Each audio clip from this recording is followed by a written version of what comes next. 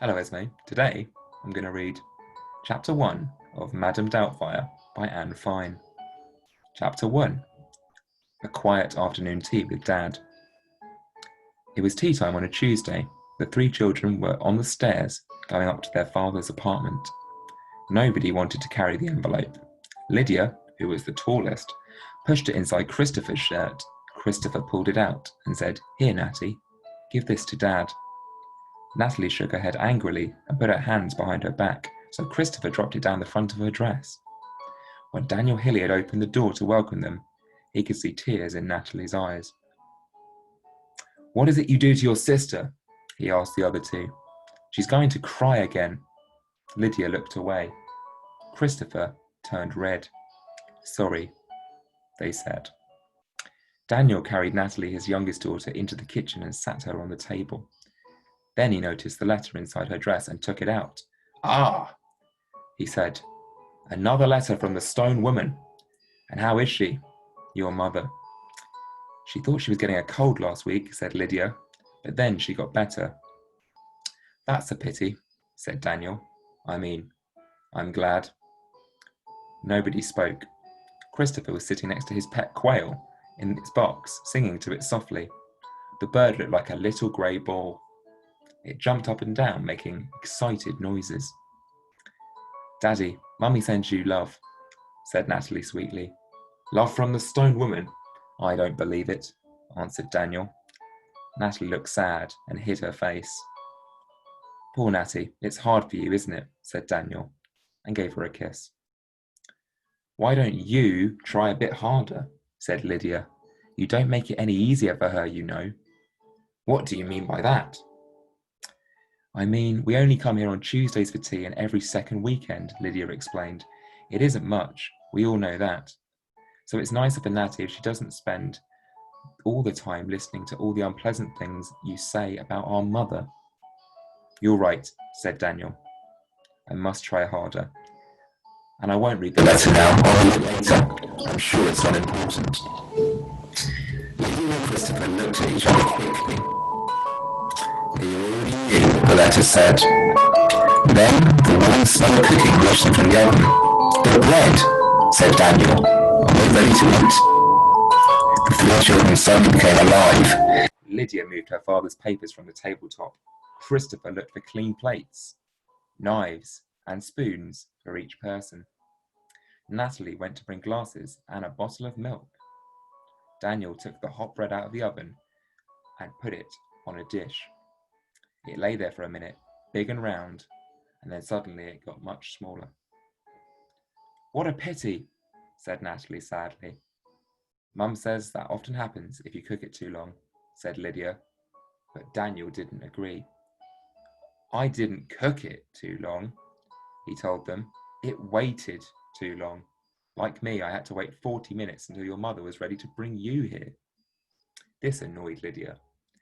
"It isn't very easy for her, you know, being a single parent," she said. "You don't need to tell me that," said Daniel. "I'm a single parent too. Your mother has the three of you with her for most of the week, but I don't. Now I've lost 40 minutes of the very short time I have with you just because she can't be here on time and doesn't worry about my feelings." Picking up a big kitchen knife, Daniel pretended to cut the teapot's throat. Christopher watched with a bored face, but Natalie was ready to start crying again. "Oh, please stop being so stupid, Dad," said Lydia, still annoyed. "Natty's going to cry again. You tell us not to do it, and then you do just the same." She turned to her sister. "Stop being a baby, Natty. He hasn't hurt the teapot or Mum. He can't control himself. You just have to learn not to notice." "I promise you I'll be better in the future," said Daniel quickly. "When your mother brings you on Friday, I'll be perfect. Wait and see." Lydia and Christopher kept quite still. Natalie noticed this immediately. Her eyes got bigger and more tears began to fall. Daniel gave her his handkerchief. "There's no problem with next weekend, I hope." Lydia and Christopher looked away and said nothing. Suddenly Daniel understood.